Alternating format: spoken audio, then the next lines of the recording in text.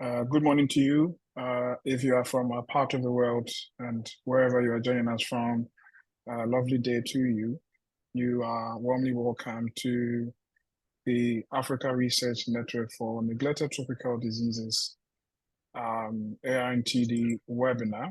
And this webinar has been set up in collaboration with the Coalition for Operational Research on Neglected Tropical Diseases, with kind support from the USAID. And before we proceed, I'd like to mention that this webinar will be recorded. And so we will make this available to you and we will reach out to you respectively via email. That's worth noting. We will just give it a minute or two before we start, allow people to organize themselves. We highly encourage you all to put your questions in the chat. For when the questions develop as the webinar proceeds, there'll be a question and answer session. However, we strongly encourage people to put down their questions.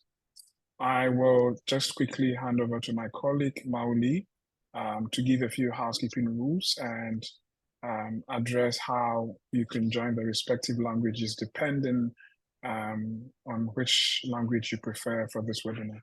So Leslie. Okay, thank you very much, Tony. So as indicated, we are offering 3 language translation services simultaneously. So we have the English room, the French room, and the Portuguese room. So once you join in, kindly go to the interpretation session and select which of the languages you prefer. We have the English, the French, and Portuguese. So kindly select the language that you are comfortable in or you prefer for this webinar. We also have the Q&A session also open. So we'll be glad that you post your questions and comments there as the webinar continues, as the presentation continues. Then we'll gather this and then provide responses to at the end. And also at the end, we also open the floor for you to ask the questions, independent questions that come in. This is, we have a time located at the end of the session for you to probe into all the burning questions that you have, issues that we have not covered in the webinar. So we're grateful to you, and we encourage all of you as in to keep muted if you are not providing any comments, and during the Q&A sessions, you'll be allowed to speak if you want to speak and ask your questions. So thank you very much once again. And then I'll hand it over to Dr. Fumejewa to begin. Thank you.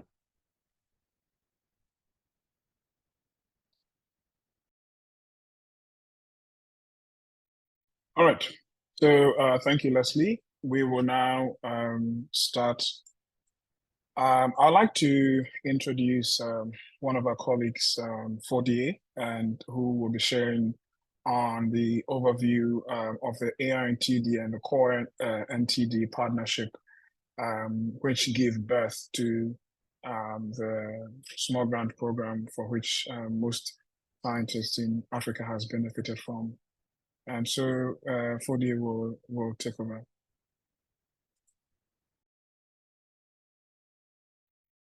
Thank you very much, Tony. Thank you. And welcome, everybody.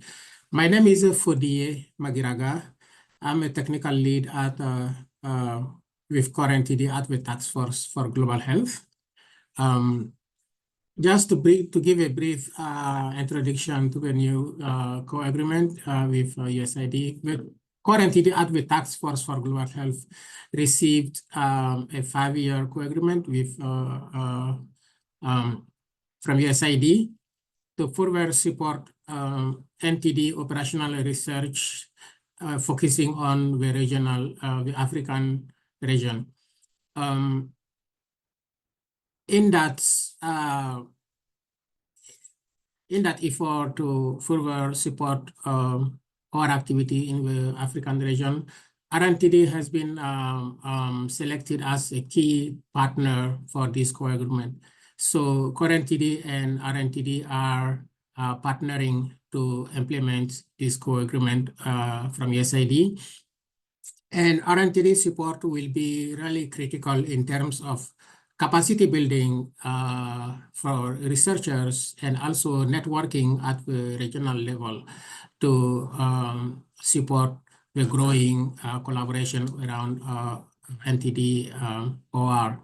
So the main objective of this webinar is to present one of the key activities, one among many others, because RNTD support doesn't only support small grant program, but they also are key in developing, scoping, and implementing OR activities for this co-agreement. But this webinar is mainly focusing on the small grant program that is designed by RNTD and core NTD to provide opportunity to young researchers to submit applications and implement research ideas that can be useful for program implementation in the country. So as you will see throughout this webinar, the small grant program this year has two components: early career and mid career. I'm not gonna go into the detail of this, but just to let you know that core NTD and RNTD are very, very delighted to have this partnership opportunity to further support operational research around in the African region, and thanks to SID for that support. I'm going to stop there and be mindful of the time of people. Thank you very much and welcome again. Thank you very much, Fodi. And once again, we do sincerely appreciate you joining us.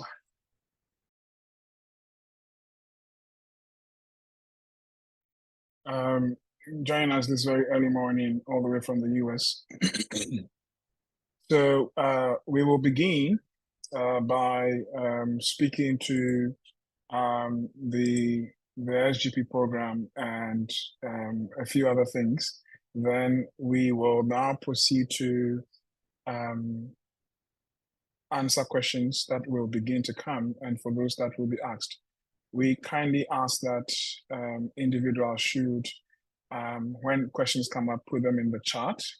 We have our colleagues who try as much as possible to answer them. Those that will not be answered in the chat will be answered during the webinar, and we will also have a live Q&A session to catch up on some of the burning questions that could otherwise not be captured earlier. Next slide.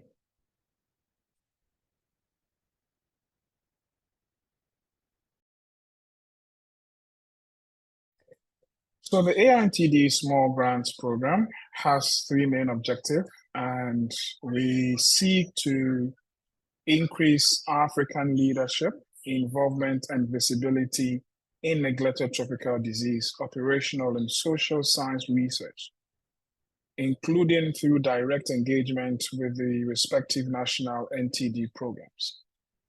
In addition to this, we seek to contribute to improving the research capacity of an existing cadre of African NTD researchers and strengthening African research institutions in the process by supporting operational and social science research on NTDs that is locally originated and African-led, either by junior researchers or experienced researchers ready to take on larger research programs.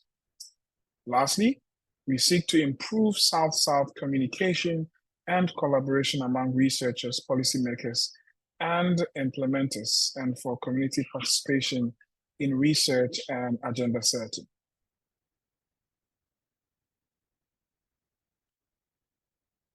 Next slide. So in 6 years, we have received a little over 1,700 applications from research scientists from across Africa. And we have awarded over 75 awards, culminating to about $1.8 million in research funding, used for NTD research in both the operational and social science aspects of NTD. And here we share with you some of the outputs from research that has been funded through the SGP. Next slide.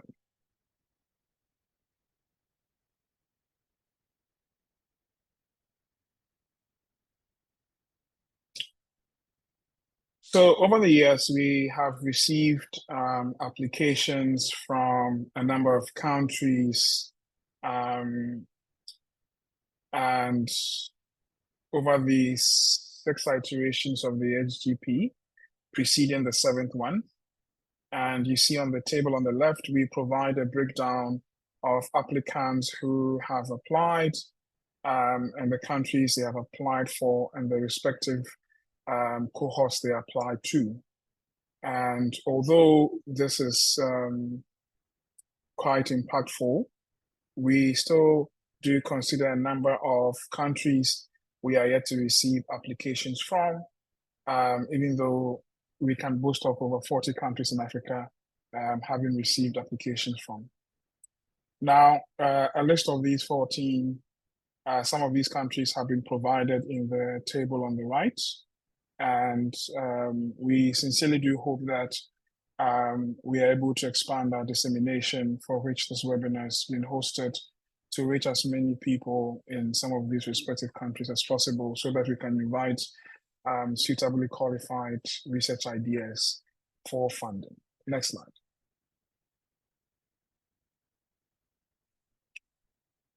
Regarding the awards that has been given per country, we know that Cameroon is leading, being trailed by Ghana and Nigeria. There are also significant awards from Kenya, Ethiopia, and Tanzania. But this graph just gives a fair idea about the number of awardees that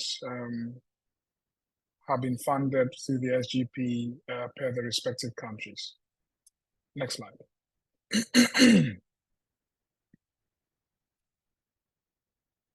We have so far, in looking at the impact that we hope to be able to achieve through the SGP, fostering new learnings and enhancing scientific knowledge through publications and presentations. One of the things that we have done over the years is to make sure that the awardees do not only get the funding to do their research, but they also get to grow through the program we put in place for research governance, accountability, project management, and study implementation. Evolution into senior roles such as independent researchers and faculty members.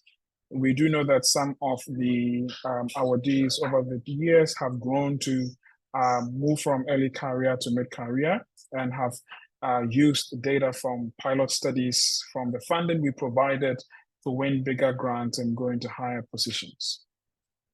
We've also seek to contribute to policy briefs to inform programmatic changes at the country level. And this is why we include in our call that, we do support very strong relationships with the national NTD programs, so that it is easy for meaningful research uptake at the country level. The country is able to utilize the findings of these research and be able to apply them to national programs to support NTD eradication. The next is the contribution to program decisions through development of diagnostics.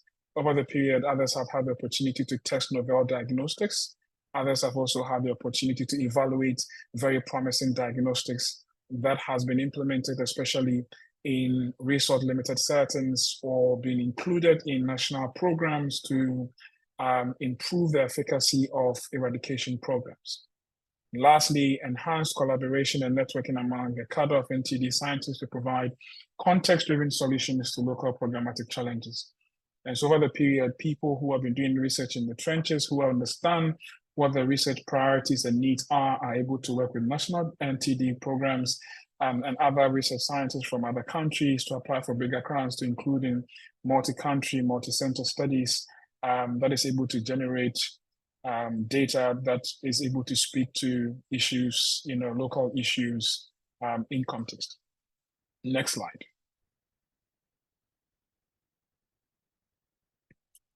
We hope that through the SGP program, we're able to strengthen the research capacity of early career scientists through the immersive program we have created. We hope to also build competence in protocol development and program implementation, and also improve South-South communication and collaboration among research scientists, something that we really boast of. Provide support for research communication and stakeholders. I think we shared a snapshot of some of the publications that have come out of the studies involved in this, and contribute to aligning priorities between the stakeholders. So here we're looking at funders, we're looking at the researchers, the policymakers, and the control programs as well. Next slide. At this point, I will hand over to my colleague Maoli, who will share with us what the scope and eligibility criteria of the 7th cohort of the SGP program is. Maoli, you can take over. Great. So, thank you very much, Dr. Funajeva, for that brief overview of the small grants program and its inceptions and the impact that we are having and the impact we still anticipate to have and influence early career, mid-career researchers on the continent. So in this iteration of SGP, so the SGP VII, we are expecting to grant awards to 10 awardees. We have 8 for early career researchers with a maximum funding of $30,000 US. Then 2 for mid-career awardees with a maximum funding of $70,000. Kindly take note of the maximum funding that is applicable.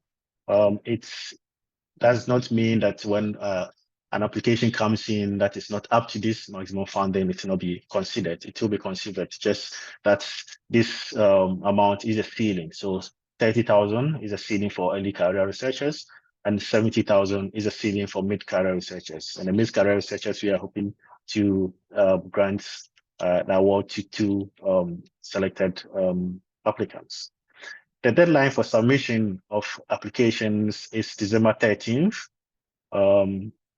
at 5 p.m. GMT. So kindly take note of these dates whilst you prepare your applications and whilst you work on submitting your applications. Now, the objectives of the SGP are in 6 folds. The first is to increase African leadership and involvement in NTD research. Over the years, most of the research has really been emanating from the global north, even though the huge burden of NTDs are down within the global south. So as part of the small grants program, we want to really increase African involvement, African leadership, providing these resources to researchers, budding researchers, who actually engage with their NTD programs and then showcase their work, lead this work and showcase it. We also hope to really improve research capacity and strengthen African institutions. So as part of the SGP grants, these will be awarded to individuals that are working in an African institution and are based in an African institution, where this grant will go in, administered by this institution and help in building the institutional capacity, whilst also training the grantee and the team of that the grantee will be working with. We will expect to have this capacity building and research institution strengthening as part of the core elements of the small grants program. The other third opportunity, or the third objective, is to increase opportunity for young and upcoming researchers to gain experience in research, to have access. We know how challenging it is for early career researchers to really break through in securing grants for research. So the small grants program, as it's termed, small grants in quotes, is to help us to be able to have this experience in really drafting and writing award-winning applications, knowing how to really manage grants that come in, and actually building the expertise and the experience of really writing an award-winning grant and really managing this grant very well. So this will more or less serve as a point of reference to help you to gain this experience, be able to apply for bigger grants. And we have had success stories of past SGP awardees building up on their experiences from these grants and being able to apply for bigger grants from bigger institutions. So it is a good opportunity for young African researchers to really build their resume in terms of research conduct and research management. We also look to really supplement ongoing research that is already being done or that is linked to an ongoing research. We know there's the challenge of really securing funds in conducting research. An example is more or less PhD students, how PhD students conduct research and the challenges of really accessing funds. So SGP aims to really provide this kind of support to young early career researchers to really build up and have the resources that is needed to supplement ongoing research to be able to generate or provide their visibility in terms of NTD, operational and implementation research. The fifth component, which is also dear to our heart, is fostering a South-South communication and collaboration. We anticipate and hope and build on the fact that SGP awardees will be able to collaborate with partners within the continent. We have had several stories where people awardees from Ghana partnered with people from Cameroon, partnered with people in researchers in Nigeria, in Kenya, from Kenya and Tanzania partnering. So we want to build this network. We want to build this collaboration where we share knowledge within ourselves or within the continent and be able to share ideas, build up on success stories from other continents, what other countries are doing well that you think we can build up on. We hope that SGP will help in really bridging this gap and bringing African researchers together to conduct research that's really look forward in transforming the African continent and to the mission of an entity-free Africa. The last part, which is also looking at fostering a North-South collaboration. So we are not only building on just collaborating in South-South, but also expand our tentacles to collaborate with the global North. We have past awardees that have worked with institutions in the US, in Germany, in the UK, where they were able to go and learn skills, hand-on skills, in terms of DNA sequencing and analysis and other skills that is required, and also be able to use resources that is not really readily available within their country or within the continent, but be able to partner with other countries within the global North to be able to build up their capacity and be able to conduct a cutting-edge research that will be able to transform our continent in terms of neglected tropical diseases research.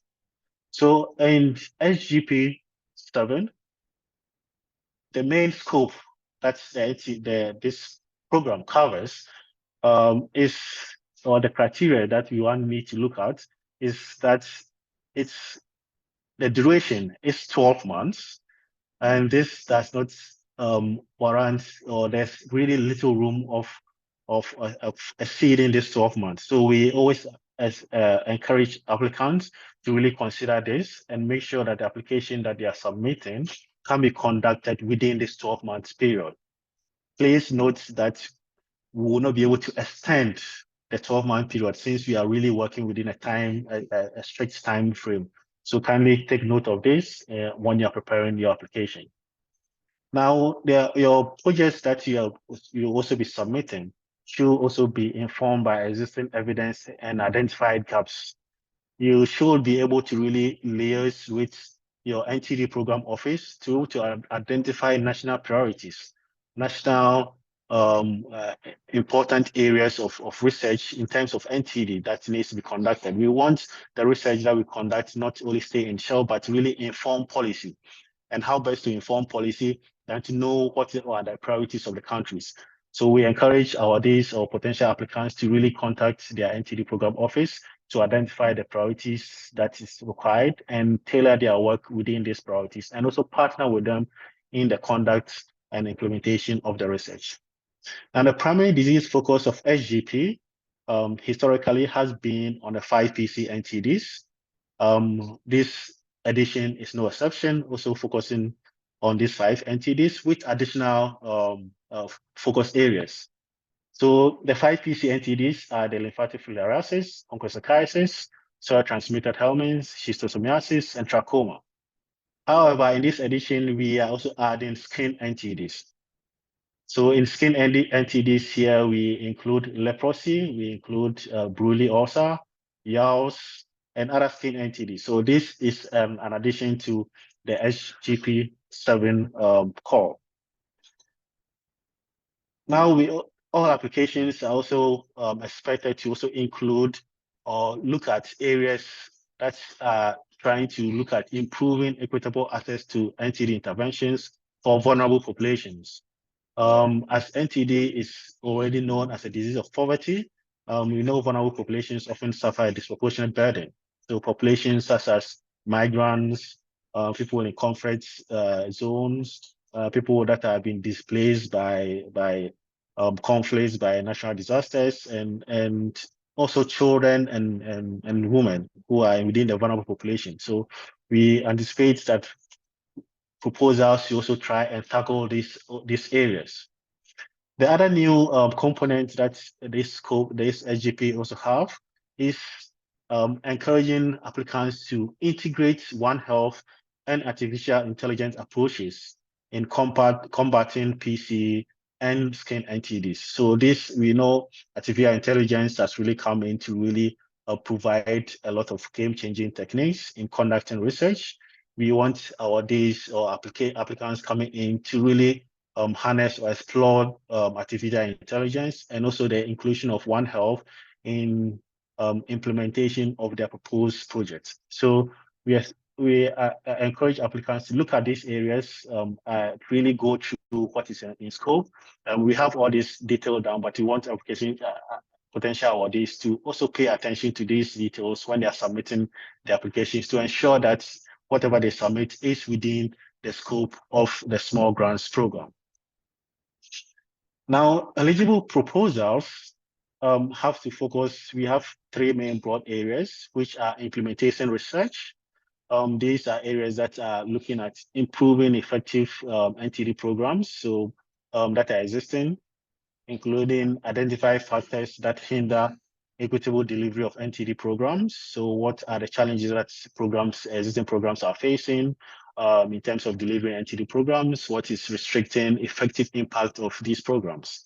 Also, we are interested in looking at projects that look at developing and testing solutions, and also how to really scale up these solutions that are evidence-based, that are adaptive, and that are context-specific. We know each jurisdiction has peculiar context, peculiar conditions. So we want to know how we can really tailor these conditions or tailor our projects to these specific situations for each country. Then we also want to look at identify ways of uptake. How do we improve uptake? How do we ensure adaptations? And how do we include or we make sure that projects that we want to do are evidence-based and are able to integrate into existing programs to contribute into the elimination and control of NTDs. Now, we also want to focus more also on operational research. So research that are looking at generating new ideas that can directly inform program decisions, that can guide NTD program managers and country as well as regional program managers on deciding whether to really stop NTDs, how to really monitor programs that are currently going on, and also improve surveillance. We are specifically welcoming applications that are looking at developing or validating innovations, or also new diagnosis and technologies that can really become up to really support NTD programs. Now, the third focus is post-validation integration of surveillance with the aim of identifying resurgence as well as infection transmission.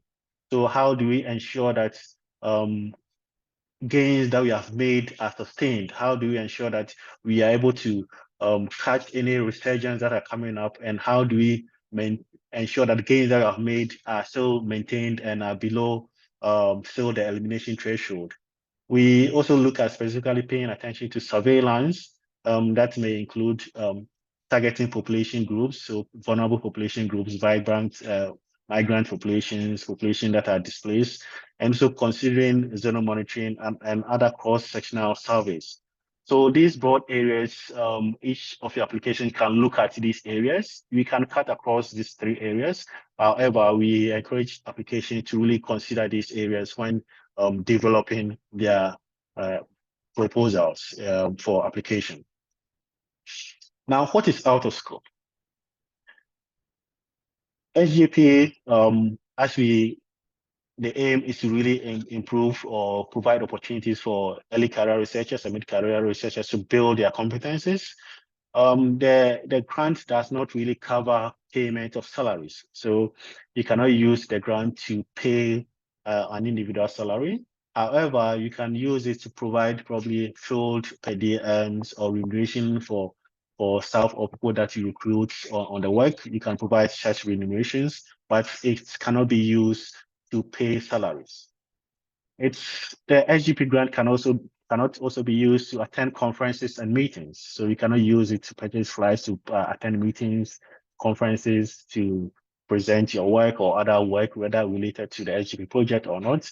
You cannot use the funds to pay for such conferences and attendance, because you want to use to dedicate the funds into conducting the actual work and make sure that we have quality work produced. The grant amount cannot also be used to pay for tuition fees or for courses fees, or any specific program or course that is interesting and you want to attend. You cannot use the grant amount to pay for such fees. Also, restricted commodities, which we also provide more details on. So things like contraceptives, pesticides, pharmaceuticals, vehicles are not allowed as cost elements. So another important element that we always ensure that you really collaborate with your NTD program office is to ensure that when you collaborate with them, you are able to access some of these pharmaceuticals from the NTD program office. So you collaborate with them and be able to get this. We don't expect potential awardees to use grants from SGP to purchase pharmaceutical products to be used for the study. So please ensure that these cost elements are not indicated in your budget lines when you are submitting applications. Now, the grants do not also support existing program monitoring and evaluation activities. So activities such as mapping, mass drug administrations, transmission assessment surveys, cattle cars impact assessment surveys are not allowed elements in the conduct of small grants program. So kindly make sure that you do not include work that is just looking at just having impact assessment surveys, also or conducting just knowledge assessments or knowledge attitude and perception surveys, which are popularly known as KAP surveys.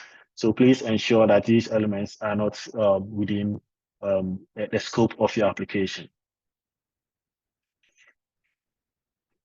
Now, as mentioned earlier, the small grants program is divided into 2 categories, the early career grants and then the mid career grants. So the early career grants, as indicated, is a maximum award of 30,000. And we are looking at individuals or budding researchers that are building up their career in research. So we are looking at PhD students who are currently enrolled and are conducting research in NTDs. We are also looking at recent PhD graduates who are engaged in research, who are conducting research or engaged in public health engagement activities. We're also looking at academics who are based in academic institutions, be it research institutions, be it just academia, but however, focusing or paying attention to conducting research in NTDs. We also include health practitioners who are engaged, such as those that are working in the NTD program offices in the Ministry of Health that are actually in the section of research conduct. So we are open to all these applications from these individuals. However, we have to emphasize that applicants must be employed or affiliated to a research institution, a government health practitioner institution, or a university in Africa. If you are not necessarily based in Africa, then your research still has to focus in Africa. You have to conduct your research in an African country, in an African setting. So even if you are a PhD student that is enrolled probably in the global north, you still need to be affiliated with an institution in Africa, where the research will also be conducted, and also your research site has to be within the continent. So this is the main criteria to ensure that this research is really conducted in Africa and providing solutions to African problems. Now, the eligibility criteria for an early career researcher is that you have to be a basic biomedical scientist, a clinically qualified investigator, or public research health researcher who has not successfully applied for and received a grant of at least $100,000 US. So we are trying to restrict this to those that are now coming up who have not really won much grants, who do not have a lot of experiences. This is who this early career research grant is targeting. Now, applicants who also with doctoral degrees should not be more than 5 years after they have graduated. We want people that are still within their early stages. Those that are actually holding applicants must at least hold a master's degree or should be actively enrolled in a doctoral studies, so that the work can actually be as part of their studies or as part of a project that they are conducting. So you must at least have a master's degree and engage or employed in a research institution or academia. We are also considering clinicians. However, if you're a clinician, you must, who have not completed or do not have a master's degree, you should have some specialist training, like such as membership or fellowship, and also be able to demonstrate relevant research training or experience. You should be able to show that you have gained some experience in conducting research or working with consortia and building up your research experience to be able to conduct this research. You must also not hold a position equivalent to or above associate professor or higher, just to make sure that you are still applicants are stay within the early career phase. Now, doctorate degree holders who have actually taken a break, or applicants who qualify within this criteria but have taken a break due to health or family responsibilities, or have been absent in a field of research due to family health, family issues or health issues, are also encouraged to apply. I mean, if you have had this within the last 5 years, we are still encourage such individuals to apply, as well as female applicants. So so that speaks onto the early career grants, and now we move on to the mid-career grant session. So for this edition of small grants program, the mid-career grant is only dedicated for we have only 2 slots, and these are for this edition is reserved for previous SGP awardees. So awardees who have completed from SGP I to SGP VI, who have successfully conducted their research and been able to produce tangible results of it, are eligible to apply for SGP VII mid-career grants. So kindly take notes. For this edition, if you are not a previous SGP awardee, you do not qualify to apply for the SGP mid-career grants. However, for the subsequent editions, this condition will be relaxed, and awardees will be allowed to, or potential applicants who are not a previous SGP awardees will be allowed in. But for this SGP edition, SGP VII, it is restricted to previous SGP awardees. Similar criteria still followed up, that the applicants must be employed or affiliated to a research institution or a university in Africa. The deadline also for this is also the same as the early career application. Is also 13th of December, so kindly take notes. And the maximum funding is 70,000. So the ceiling for award is 70,000. So please take note of these elements when you are submitting your applications. Now, the eligibility criteria here is similar as to the early career. Here, you also have to be a biomedical scientist or clinically qualified investigator, but have previously successfully completed for an SGP grant. So kindly take note of that. You must hold a doctoral degree, which you have the various forms, the PhD, doctor in medicine, in public health, or doctor of science, or doctor of pharmacy. So all these PhDs are accepted. And if you are also a clinician, you also need to still demonstrate that you have the relevant training and expertise. And then your last educational qualification or educational degree shouldn't be more than 15 years as at the time of applying. Now, all applicants must also demonstrate that the intended project is a clearly defined aspect of an ongoing project or aim to answering new research questions that are linked to ongoing research. So as we have limited this to previous SGP, we want to emphasize that the awardees, potential applicants can pursue the same disease focus that they previously applied for, or from totally a different disease focus, but still within the scope of this project. So within the 5 PC NTDs, or including the new addition, which is the skin NTDs, as well as the potential of also engaging using One Health or artificial intelligence techniques in designing your proposal for this SGP application.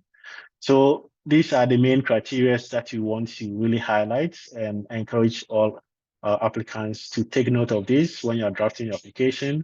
And be careful to really make sure that you check all these boxes to ensure that you submit an application that's really qualified for review and qualify for really consideration for funding. So thank you very much. And at this juncture, I would like to move on to the next stage and request my colleague Louis to take it up here and take us through the application process and the review process. Thank you. All right, thank you so much, Leslie and Tony. I hope you can all hear me. So for the application and review process, next slide.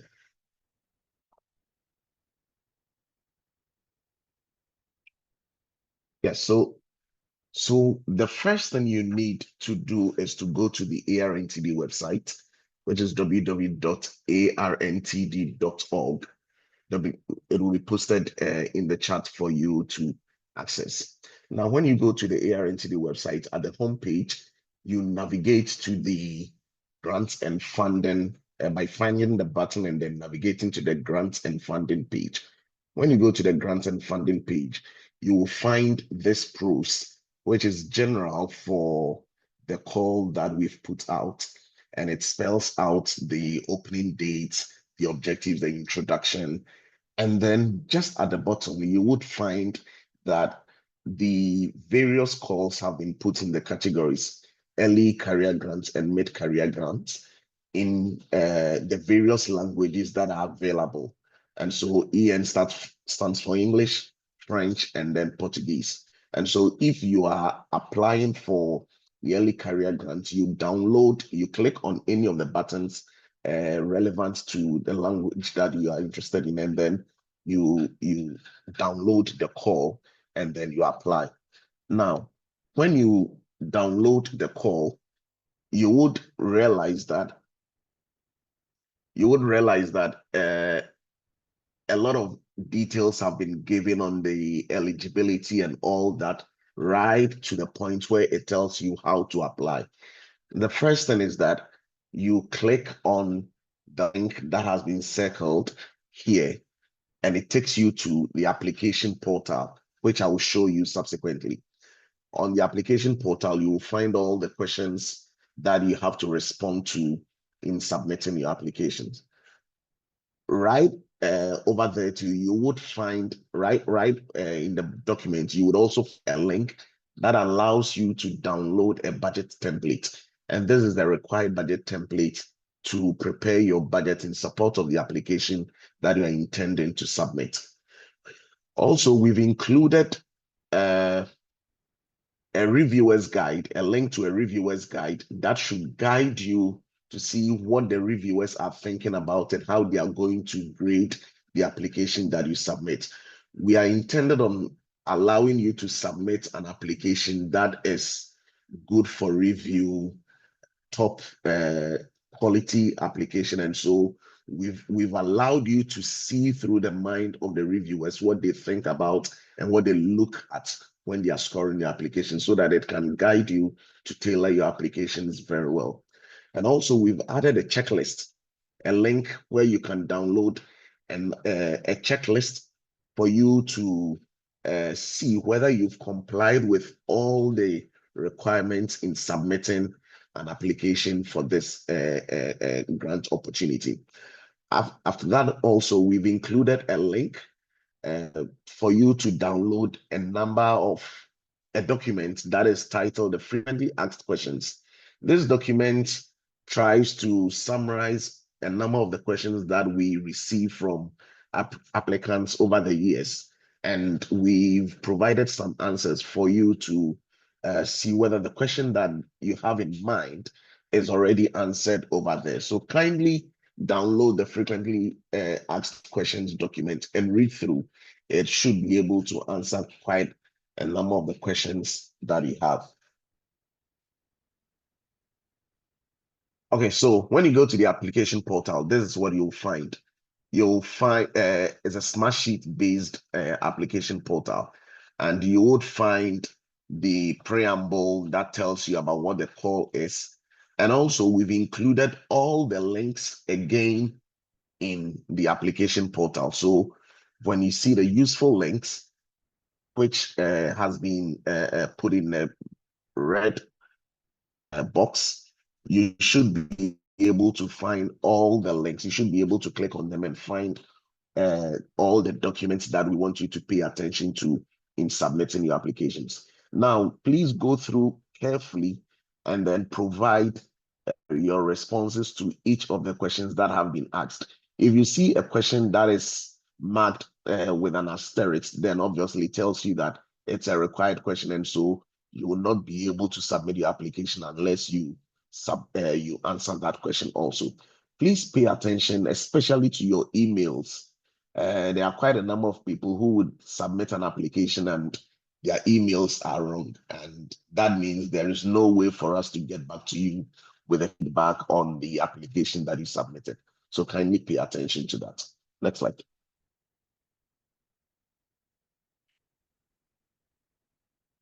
And so this application portal is in different languages. It's for English, it's for Portuguese, and then it's for French. At this stage, you can submit your application, this initial concept, in all 3 languages. But if you are selected as an awardee, then you will be required to submit a full proposal, and that one will be solely in English. So at this initial stage of submitting your concept, you are allowed to submit in any of the 3 languages that we have shared. Now, this is the budget template. First of all, when you download the budget template, it's an Excel sheet. It's an Excel book which has got 2 sheets. The first sheet is a guideline that tells you the do's and the don'ts with these funds, and that is what is showing now. The second sheet, also in that same book, that is the next step to it. You would find the exact budget template that you have to use to submit your application. So these are a few of the items that Leslie has already talked about, and please pay attention to them. Your application could be disqualified because you've provided a budget that is going to expend the money on something that is not allowable. So please pay attention that all your allowable costs, all your costs are within the allowable criteria. Now, this is the budget template that you would find. You have various categories under which to provide the costs that you intend to incur for the running of your project. You have personnel, you have transport, you have logistics. For those that will be doing field activities, those that will be doing just lab activities and all that. So please pay attention to the headings in green, pink, and then blue so that you know where to put in your application. Up there are very important information that you shouldn't forget to put in your country, the funding objective, the study title. In this case, the funding objective will be SGP VII grant application. Then your study title, your name as an applicant, then the date of submission will be when you are submitting your budget or your application, and then the email of the primary contact yourself. So please make sure your email is right. It's correct. What we also require that you do is that your currency, your budget will have to be converted into the slide before. Your currency would have to be converted into the US dollar amount for us to see what you actually requested for in USD. And so please select, you can select your currency over there, or you can put in your currency and then it will do a conversion into the USD for you to fill your application. One of the things we want you to be careful is that there are no you should make sure that there are no syntax errors. Make sure that you are inputting values at where values should be and text at where text should be, so that at the end of the day, everything can total and give you a sum at the bottom of the budget template. You'll see it in the next slide that is just going to show. So make sure that all the values are entered correctly, and then you can have an actual value at the total budget section. Make sure that there are no syntax errors so that we can actually see the right value that we are applying for. Next slide, please. So when you've submitted your application, it goes through a number of stages for review. We will have to do what we call a triaging as a secretariat to know whether the application that you've submitted meets the eligibility criteria, whether you've paid attention to all the things that you need to do, whether you've used the right budget template and all that, whether you focused on the disease of interest, and whether the proposed work is within the grant period and then the scope of the grant. So this is what we do as a secretariat before we push it over to the reviewers for their review and scoring, which you see in the next slide about to show. And so at the review stage, what we do is, because we want to give a fair scoring as much as possible, we share our applications that we receive among 3 reviewers for each application. And so you're going to have each application reviewed by independent reviewers who are not communicating amongst themselves, and they score these applications that they received independently, and then they submit their scores. And after that, we will aggregate the scores and average it to find the final score for each applicant. Our reviewers are made up of ARNTD management board members, then ARNTD scientists who belong to one of our 4 research groups from 2 to 5, the basic science research group, the operational research group, the social science, and the co-infection, because we receive applications that cover all these areas. And so we toss the applications over to the reviewers who have expertise in the particular focus that you are looking at. Afterwards, it's escalated to the funders, our partners, Core NTD. They also do a review and then representative from the USA, that's the funders, also do another review before the final awardees are selected. And so it's a very rigorous and very fair process, so that whoever is awarded, you know that indeed it's gone through meritorious review for you to get to this point of being selected as an awardee.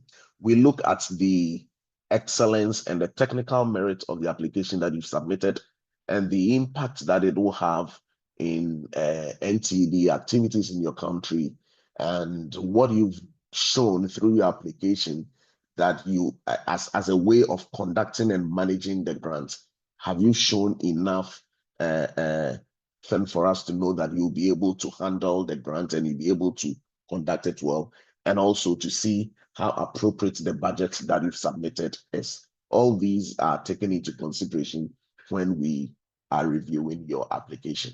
Next slide.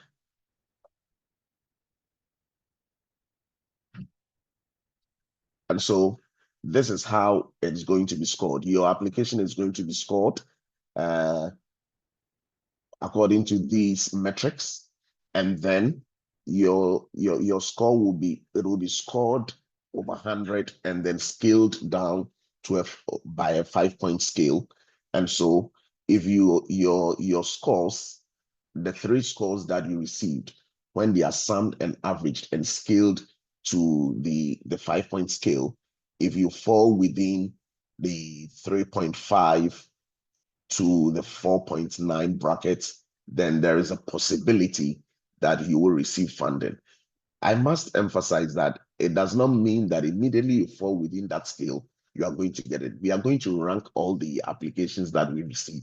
And so obviously it's going to be according to the highest ranked scores that we receive.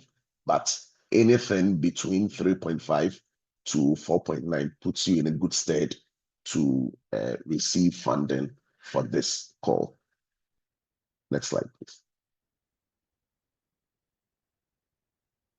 So this is one of the documents that we want you to look at. And you remember it was at the page where we had all the various links circled. This is a checklist. At the end of the day, we would want you to go through this checklist and satisfy yourself that you have done all that is required to be able to submit the application. Have you read the call in full? Are you focusing on the right disease? Have you chosen the right category of the grants?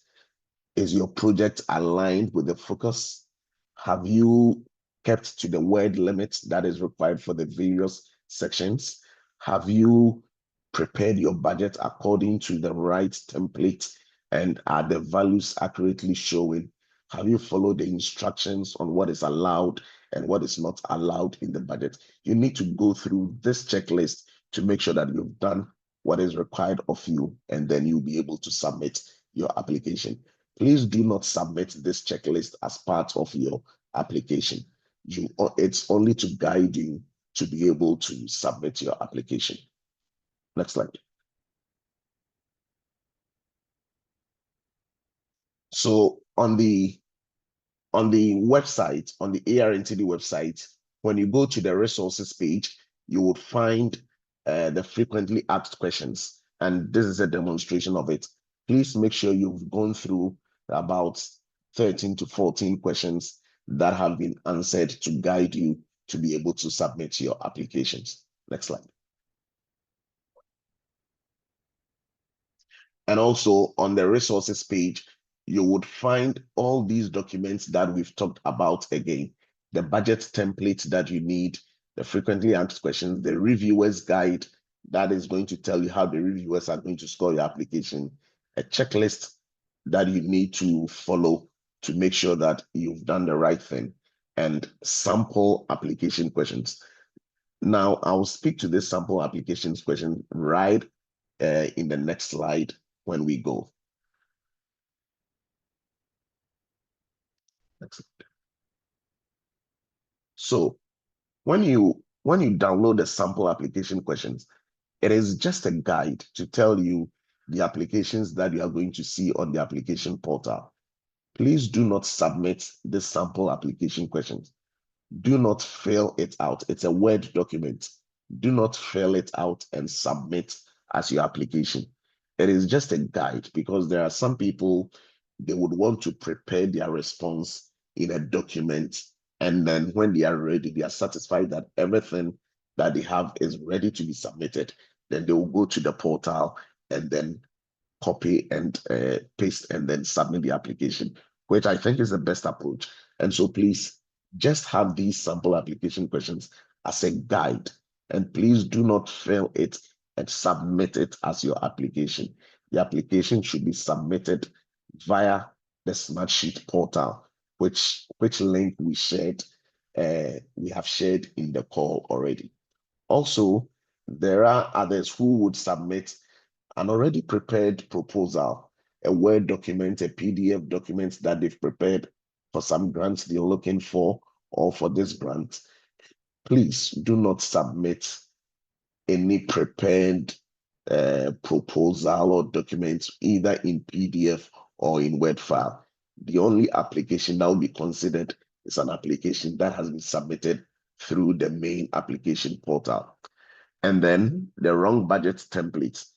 There are others who would submit the applications via an Excel sheet they have developed on their own, or a Word document that they have developed on their own. This is also not acceptable. Please follow the link to download the budget template, fill it out, and then submit your application with all the required documents. So at the end of the day, what we'll be receiving is an application that has been submitted through the application portal, and a budget that has also been submitted using the budget template and submitted through the portal that we have required of you to submit. Okay. So at this point, I think we come to the end, and then we are ready to take as many questions as may be available or may be around for us to respond to. Thank you. All right, so thank you very much, Luis. We see that we've had a lot of more people join us. For those of you who joined late, you're welcome to the webinar for SGP VII that is providing some insight from the team handling the application and shortlisting process to provide extra information that can guide applicants on how best to, for lack of a better expression, put their best foot forward and avoid technical mistakes that could cost them. So far, we have listened to Mauli and to Luis regarding the eligibility and also the application process and a few do's and don'ts. The question and answer section is very lively. I see there's quite a considerable amount of questions being asked and answers also being provided in real time. We will now take questions, very highly burning questions so far. And we'll be more than happy to receive any questions so that we invite audience to speak to it. Yeah.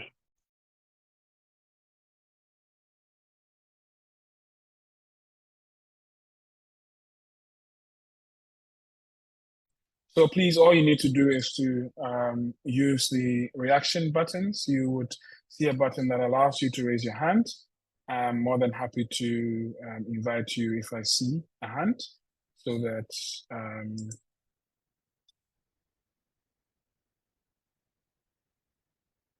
you ask a question. So any questions that can be asked live.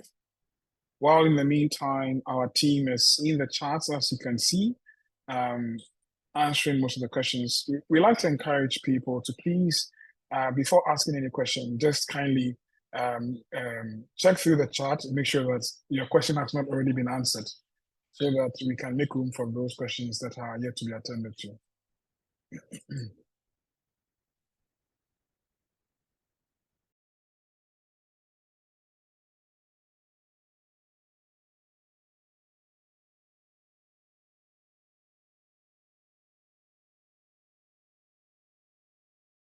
So Lukman, you can go ahead and ask your question. I'll take the first question from Lukman.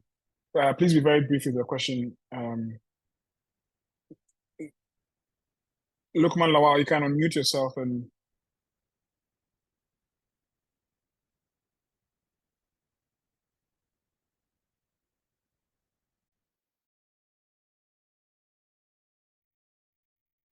thank you very much. Detailed presentation. I really appreciate every bit of the information provided and for the clear guidance. I have a few questions. My number one question is that, is it possible for a research institution to submit multiple proposals from either different principal investigator or the same investigator? That is one. Then the second thing is that in terms of the email to be used when registering, is it a must that it has to be an institutional email, or it could also be a personal email? Then lastly, what's the maximum percentage of the grants being provided that can be assigned to personal remuneration? Thank you.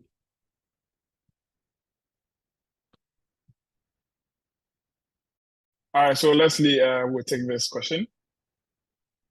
Yes, so thank you very much, Lukman. So with the first question regarding the application, in the institution, different individuals, different principal investigators can submit an application. So this award goes to the individual early career, mid-career researchers to conduct a research. So they can submit separate applications. It should not be the same thing, but totally separate applications. However, an individual can only submit one application. An individual cannot submit more than one. So when you submit 2 or 3, they will be rejected. So each individual can submit one application.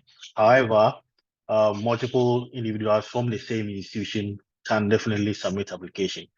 So, I mean, if you have people in different departments and you have different topics that you want to work on, you can submit your application. That is good. But one individual, one principal investigator cannot submit more than one application. I hope that answers the first question. The second question, we do or advocate for using your official email where possible, but we also acknowledge the fact that sometimes there might be issues with that. So we can still accept personal emails. However, the most important thing is that the email that you provide us with should be active and working so that we can reach you on it. When we reach you on it, you submit that one, and then we are working with you, and if something happens with that particular email address, you just alert us so that we are aware of any issue that is coming up with your work. Okay.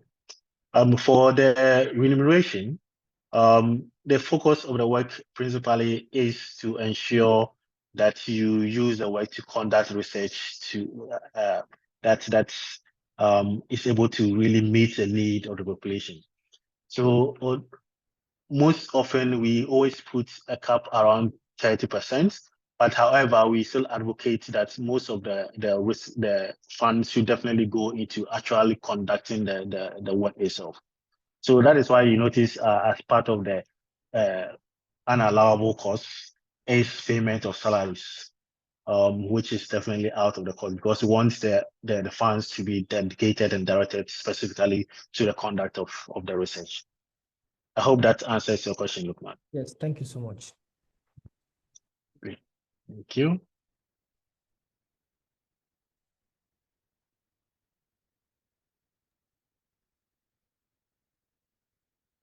Yes. Okay, you can take the next question.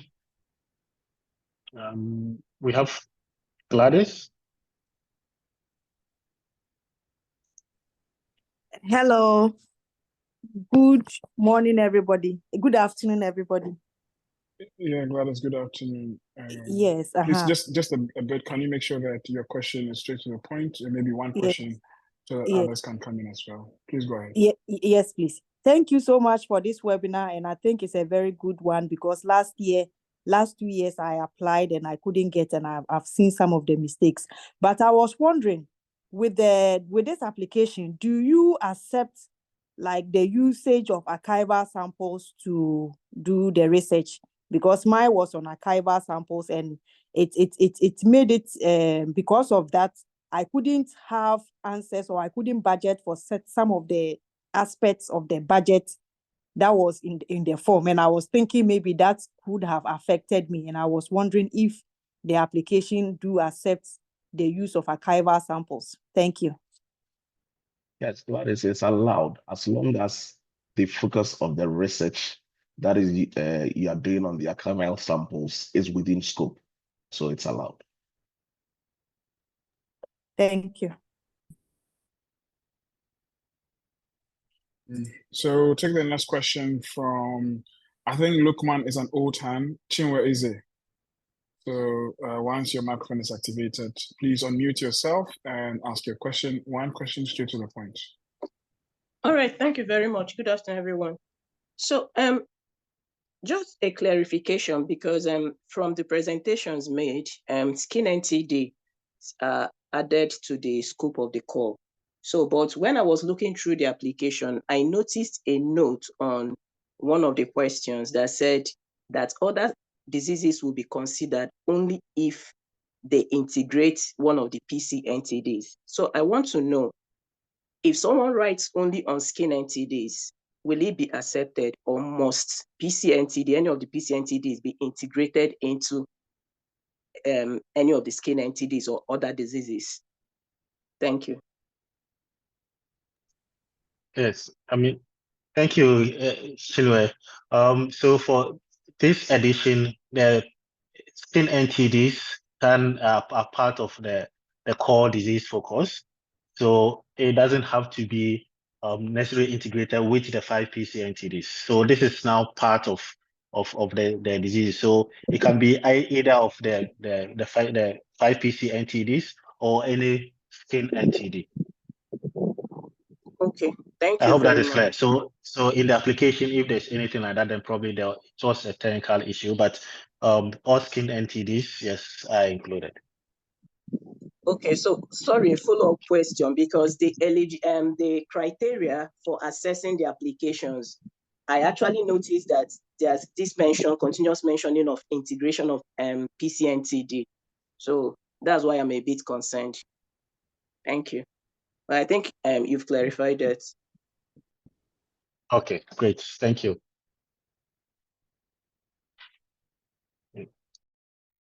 Well, we will take the next question, and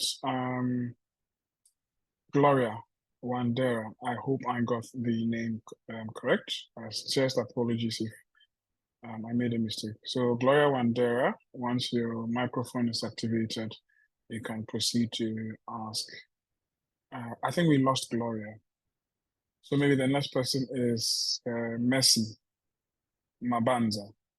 So we can, once your microphone is activated. Okay, Messi, your microphone activated. Please proceed to ask your question, short, straight to the point.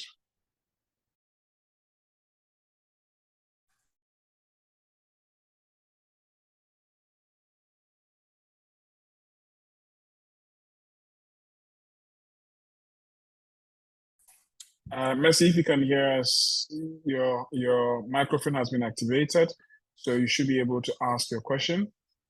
Otherwise, we may have to move to the next person.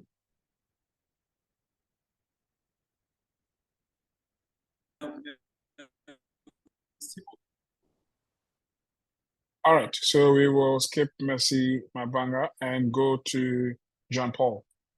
John Paul, once your microphone is activated, please go ahead and ask your question. One question straight to the point. So John Paul, I think you can unmute yourself and speak. Thank you very much. This is John Paul. I hope you're hearing me. We can hear you clearly. Yeah, Proceed. yeah. Yes, I just want to find out something, because somewhere I saw that your research should be in line with the national priority guidelines. Is it a requirement that one of your core PIs should come from the national division of like NTD vector control division, or all your other colleagues can be either from a research institution, university, or a public institution, not necessarily with the national control program. That's what I want to find out. Yes. Yes. So not necessarily that one of your key supervisors or collaborators should be from the NTD program. No.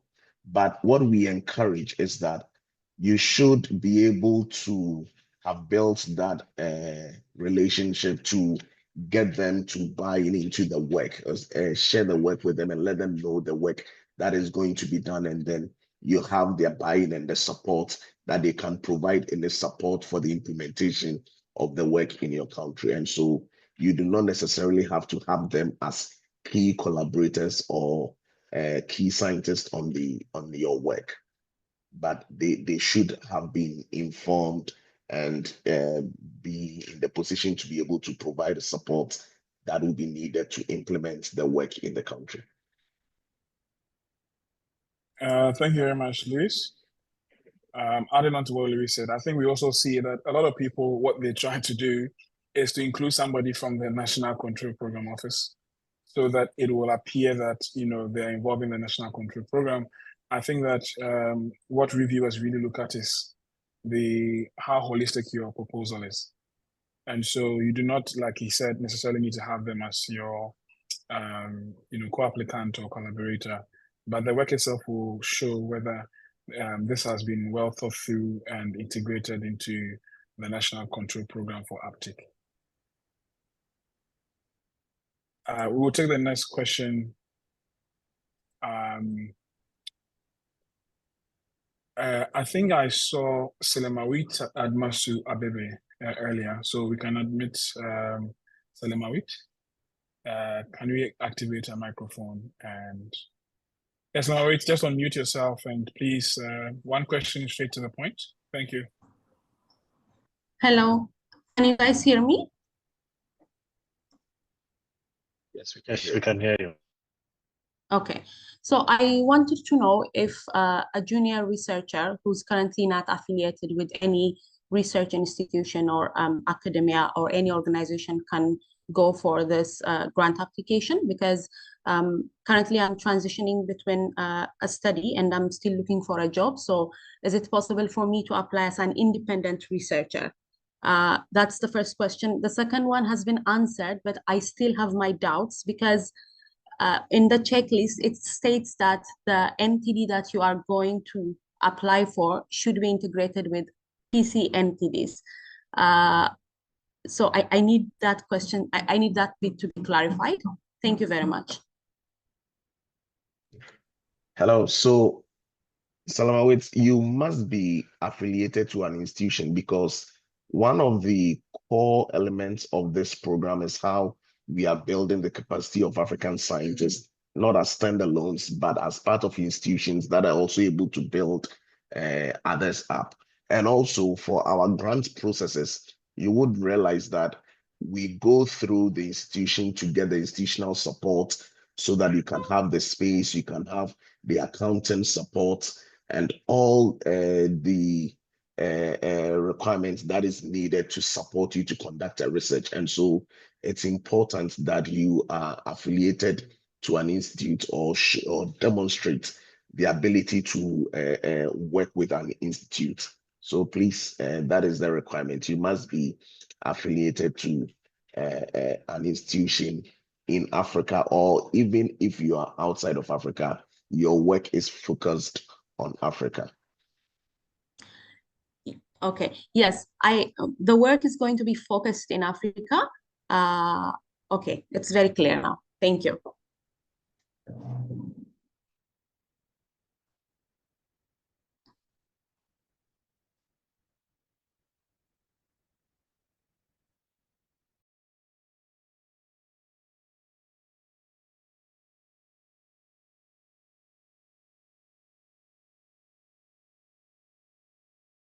So we take a question from John Opoku. John, your microphone is activated.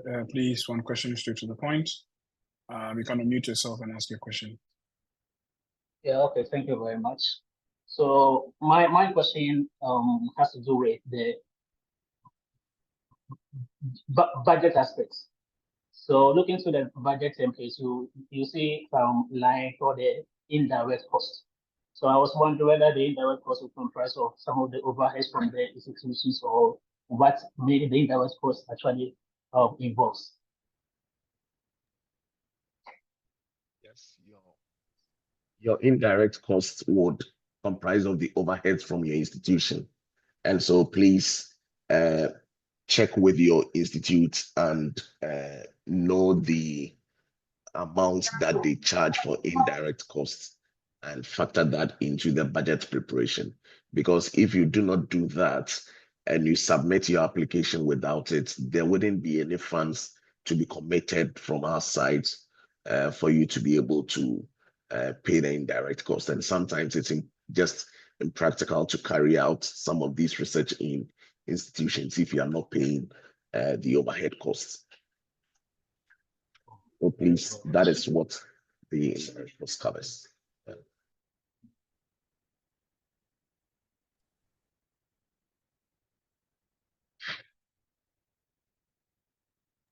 So we will take the next question, and the next question is from Chikozi. So Chikozi, your microphone will be activated once it's done. One question straight to the point. Please unmute yourself. Okay, good afternoon, everybody. Hello, can anyone hear me? We can hear you, Chikozi. We can. Okay. So please, my question is, I want to find out if, because my research topic or title will incorporate treatment outcome of the patient. And this treatment outcome is going to be done in the institute where I work, and I'm going to follow it up. So I want to know, because I intend to cover the hospital care for these identified vulnerable patients. And in the budget plan, there's no section of it showing where I can incorporate the hospital payment and all that. So I don't know how I'm going to do that. Then I also want to find out for the medications that I'll be using for some of those patients, do I have to source them from the National Control Center in my country, or it has to be given from the hospital where I work or where the research is going to be carried out? So I want to understand because I'm not quite clear. Thank you.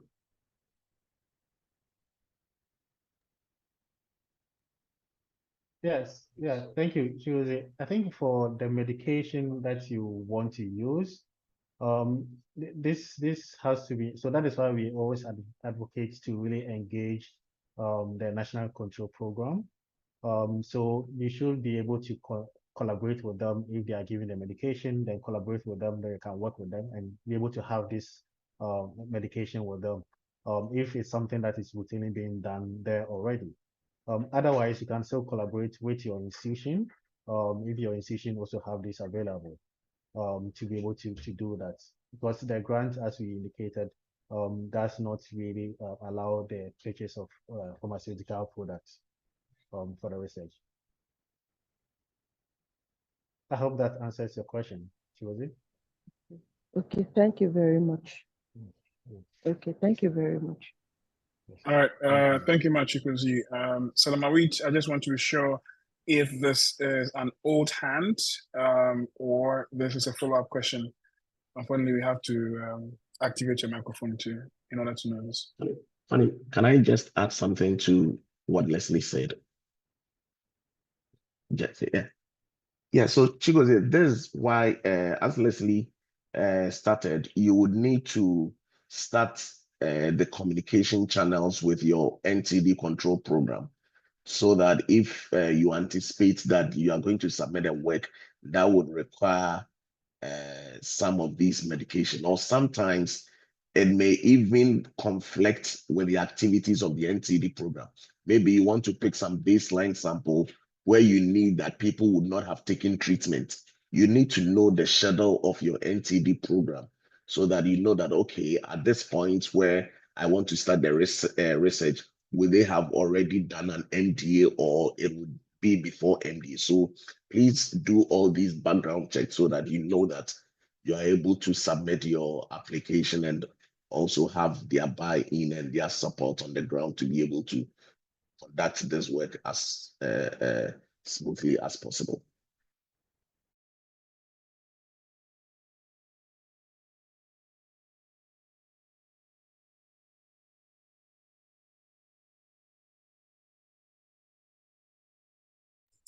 So Mercy, we come back to you. Mercy Mabanza. We would activate your microphone, and can you please unmute yourself and ask your question?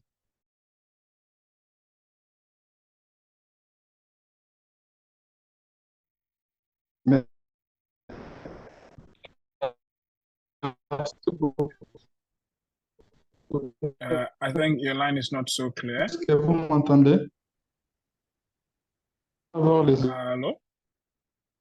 Allô, ça va maintenant?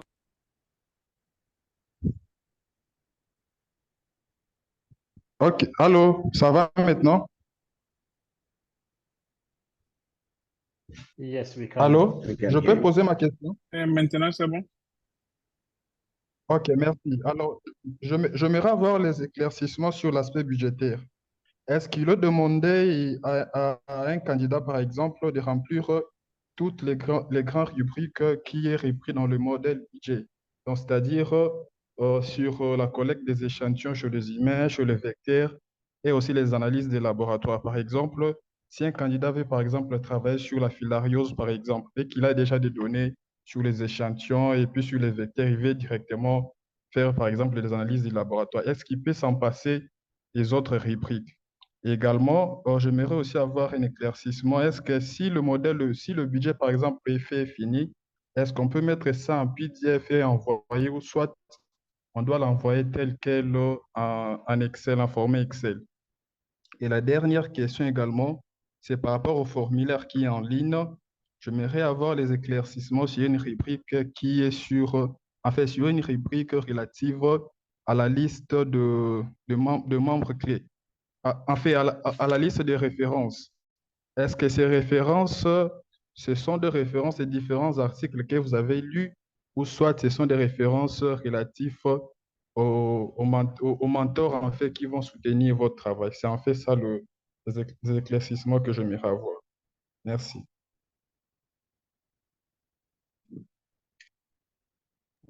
Okay, thank you very much. Thank you for your question. For the budgets, you do not need to fill in all the sessions. So we broke the sessions down into three different categories where we are looking at project concern laboratory work. We also look at field work. So these were separated to make it easy for you to fill. So if your work doesn't necessarily entail a component of it, then you do not need to fill that section. So you only fill the sessions that is pertaining to your work.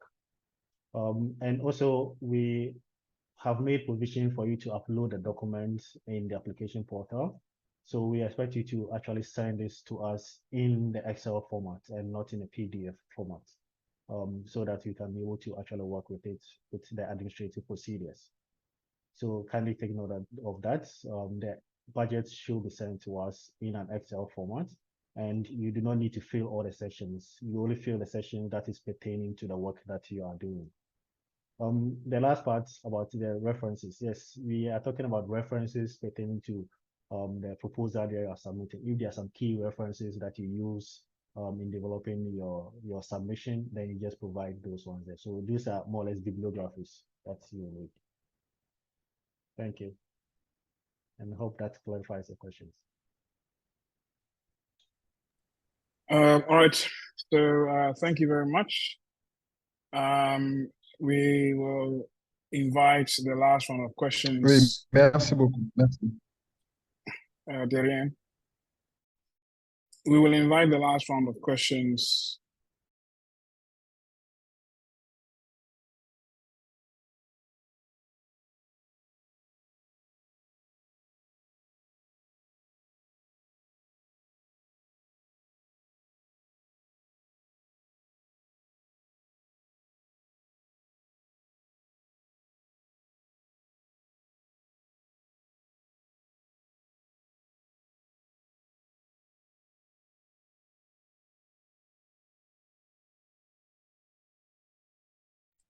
So maybe what I'll do is that we will now invite final words. I will perhaps maybe give Leslie and Louis the opportunity to address some of the questions that may came up in the chat, or share a few thoughts, concluding words that could speak to some of them.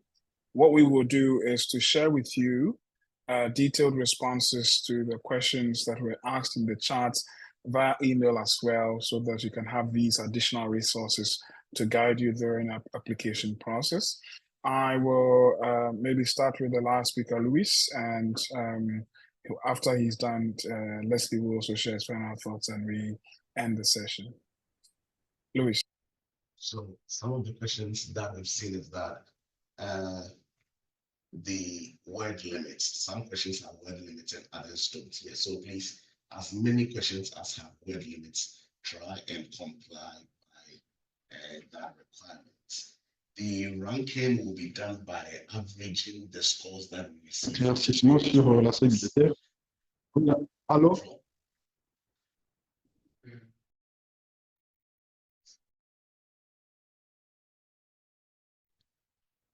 The averaging will, the ranking will be done by averaging the various scores that we receive from the independent reviewers that scored your application, and scaled down to 5 on a 5-point scale, and that will be ranked before the selection for the potential awardees will be made. One of the things you should pay attention to is that if you are anticipating a degree, it is different from having the degree. So if the requirement is that you should have the degree, a master's degree or a PhD degree at the point of submitting your application, then please do well to make sure that you comply, rather than saying that you anticipate the degree in some time to come. Can you put in your application? Because the reviews are going to be done based on the application that is submitted. And so the extra documentation we may require for you to support your application with, if you do not have that, then you definitely will not qualify to receive the grant. So make sure you are complying with the eligibility criteria. Okay. At the end of the day, I would emphasize that please download the call and read carefully. And if there is anything that you do not understand, you can shoot a mail back to the Secretariat and respond. Thank you, Tony.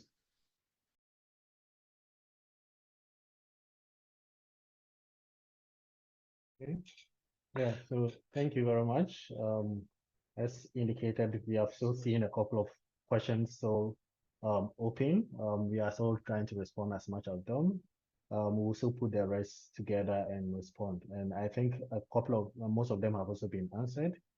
There were some that were asking about if work that is a master's work. So master's students do not qualify. And master's students, bachelor students do not qualify with this grant. So kindly take notice of that. We also have indication of people asking whether research that is One Health, but not necessarily including NTDs, can apply. So the main criteria here is that it has to be within the NTDs and not all NTDs too. So the 5 PC NTDs and then skin NTDs. So if your research does not focus on these PC NTDs or any skin NTD, then that will also not will be within scope and not be applicable. Also to emphasize the mass drug administration question too. So the study is not really supporting mass drug or an evaluation or impact assessment of mass drug administration. We are actually looking at this implementation operational research around them. So it's not a project that is directly focused on just the mass drug administration, but rather the operational implementation research around them will be accepted. So these are some of the elements that you've pointed out. We will also leave email here.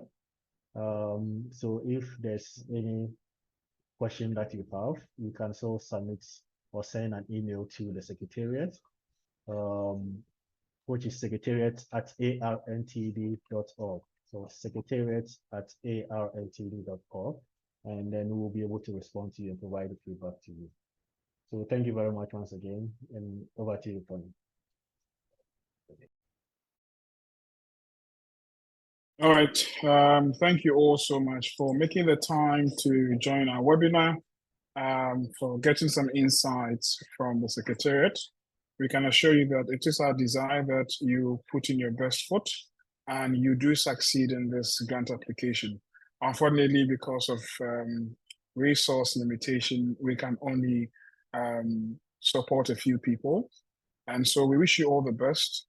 Everything you need to know has been provided in the core.